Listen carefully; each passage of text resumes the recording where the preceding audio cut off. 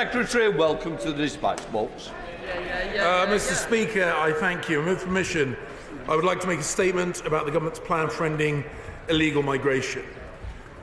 The Supreme Court has today upheld the judgment of the Court of Appeal, meaning that we cannot yet lawfully remove people to Rwanda. The important thing to note is that the judgment of the court today was made on the basis of facts from 15 months ago. The government, of course, fully respects the Supreme Court, but its judgment does not weaken our resolve to deter people from making these illegal, dangerous, and unnecessary journeys. This is a lengthy judgment which we now need to digest and reflect upon. We take our obligations to the courts very seriously, which is why we have already taken action to address a number of the points raised by the lower courts. It is only through breaking the business model of illegal people traffickers that we can fully take control of our borders and save lives at sea. This is why the PM backed our deal with Rwanda, passed legislation to deliver it, and said last December that other countries would follow our lead. And what we have now seen is other countries are indeed now also exploring third country models for illegal migration, including Austria, Germany, Denmark, and Italy in their deal with Albania, a new and innovative model for processing asylum claims. Nothing in the Supreme Court judgment today dims our commitment.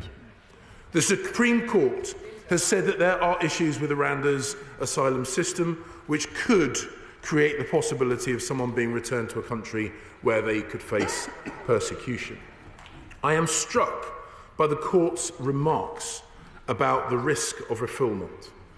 The structural, and I quote, "The structural changes and capacity building needed to eliminate that risk may be delivered in the future, but they were not shown to be in place at the time when the lawfulness of this policy had been considered in these proceedings," making reference to the earlier proceedings.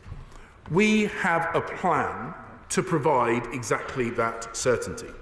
We anticipate that this we anticipated this judgment as a possible result, and for the last few months have been working on a plan to provide the certainty that the court demands.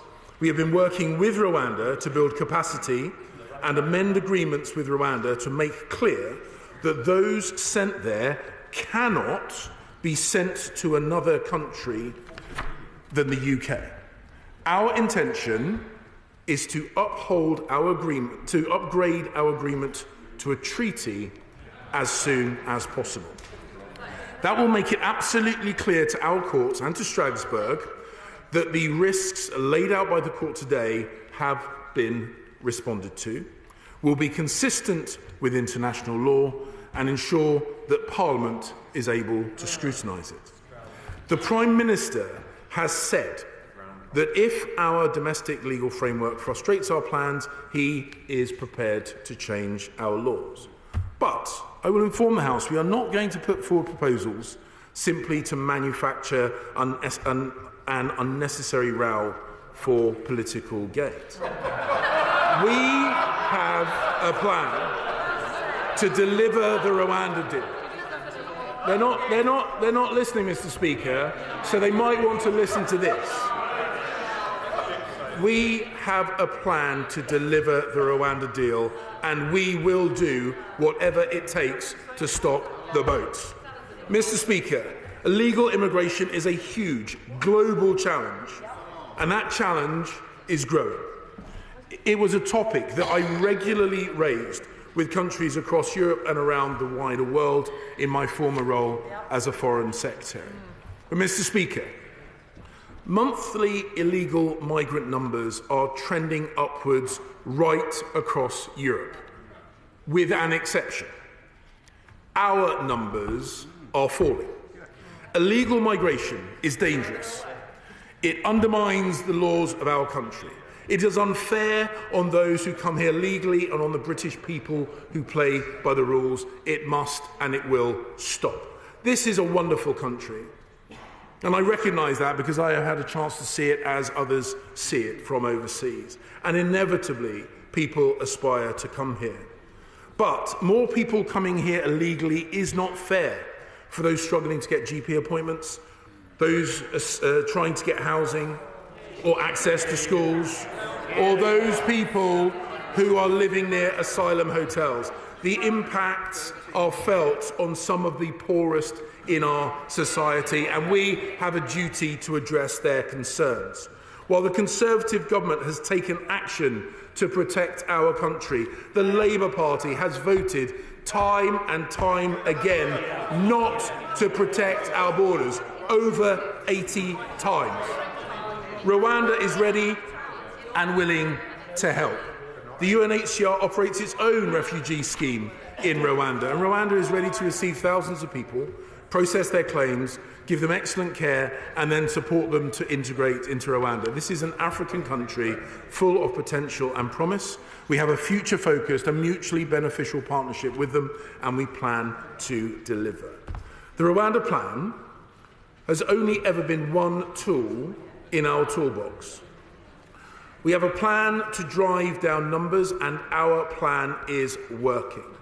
Before the Prime Minister launched a 10-point plan in December, the number of people entering the UK illegally in small boats had more than quadrupled. While illegal migration in the rest of Europe continues to rise, crossings to the UK are now down by a third. Mr. Speaker, we are tackling illegal migration at every stage in the journey of a would-be illegal migrant.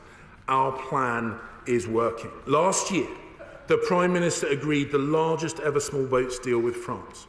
We have expanded our joint intelligence cell to deepen intelligence sharing and dismantle the criminal gangs.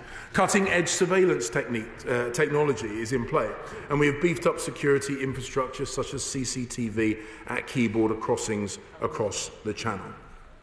We have ensured that more French officials and officers patrol French beaches, and they are working closely with UK staff. And so far, in 2023, nearly 22,000 crossing attempts have been prevented because of the close coordination between British and French officials. That means less money that the British taxpayers have to spend on hotels, less profits for the criminal gangs, and fewer people to process. It sends a clear message to the gangs and those who want to cross that we will stop them. As Foreign Secretary, I work closely with my right honourable friend, the Immigration Minister, to agree a new deal with Albania, with better data sharing, closer operational working and financial support.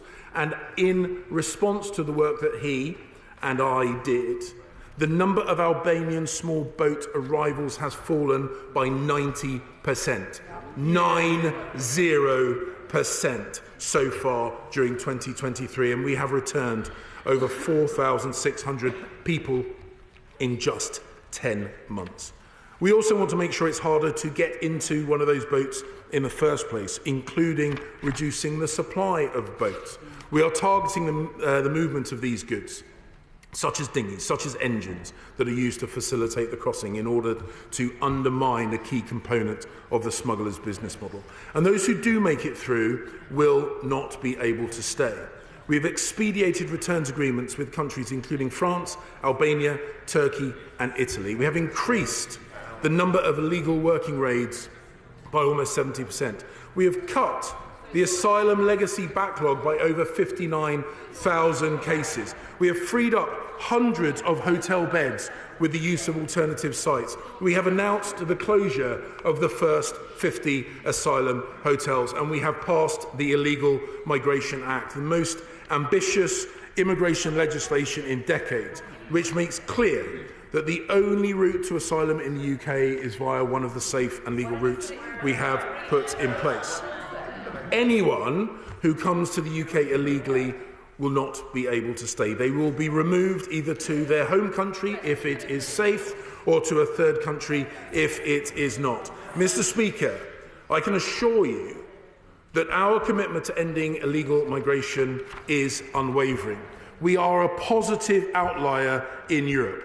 Our efforts are working. Small boat crossings are down. Our decision-making is faster. We are removing those with no right to be here and taking action against those who are working illegally. We have done deals with multiple countries and will continue to do so.